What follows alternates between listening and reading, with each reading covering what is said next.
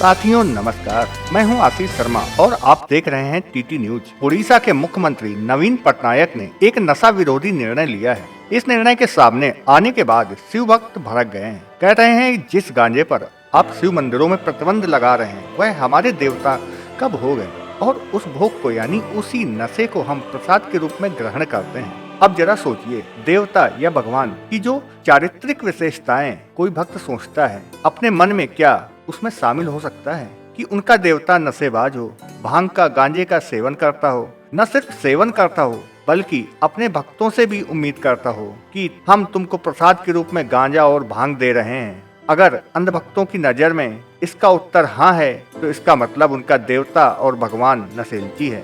अगर इसका उत्तर ना है, इसका मतलब उस तथाकथित देवता और उसके बीच का जो बिचौलिया है वह गांजे और भांग के सेवन के लिए उसको शंकर जी की बूटी बता दिया। जरा सोचिए, क्या वास्तव में किसी धर्म की या किसी समाज की संस्कृति में शामिल हो सकता है वहाँ नशे का सेवन किया जाए? इसी तरह के तर्क देते हुए तमाम सारे शिव मंदिरों के पुजारी कह रहे हैं कि उड़ीसा सरकार ने जो निर्णय लिया है शिव मंदिरों के अंदर गांजे का प्रयोग प्रतिबंधित करने का संस्कृत के खिलाफ लिया है। क्या नशाखोरी कहीं की संस्कृत हो सकती है? उड़ीसा के जाने माने समाज सेवी और पद्मश्री बाबा बलिया, जिनको सबसे ज्यादा श्रेय जाता है सरकार से गांजे के खिलाफ प्रतिबंध लगवाने के लिए, उन्हीं ने मुहिम छेड़ रखी थी। उनका कहना है, हमने शिव मंदिरों में गांजा के उपयोग पर रोक लगाने के अनुरोध के साथ केंद्र और उड़ीसा सरकार दोनों को पत्र लिखा था। अनुरोध पर विचार करने के लिए उड़ीसा सरकार का आभारी हूँ। गांजा के कई नकारात्मक प्रभाव स्वास्थ्य पर खतरे हैं। अब टीटी न्यूज के दर्शकों का यह जानना बेहद जरूरी है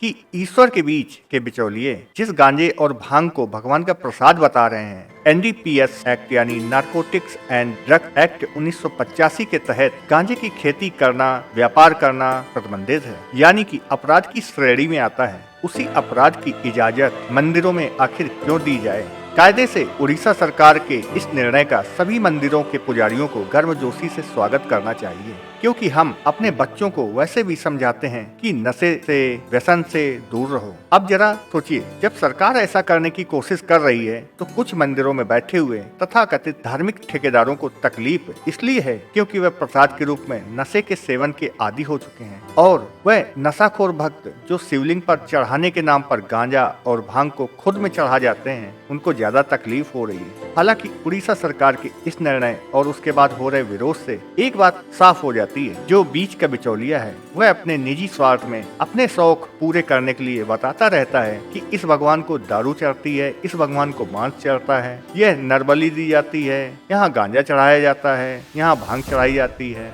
यहाँ रुपया कौड़ी चढ़ाई जाती है। कोई पत्थर की मूर्त आपसे नहीं कहने आती कि मुझे यह चढ़ाओ, अपने बच्चों को और भक्तों को नशे का आदी बनाओ। देखते रहिए टीटी न्यूज, जागरूक बनिए, सजग रहिए। जय विज्ञान, जय संविधान, जय लोकतंत्र। धन्यवाद।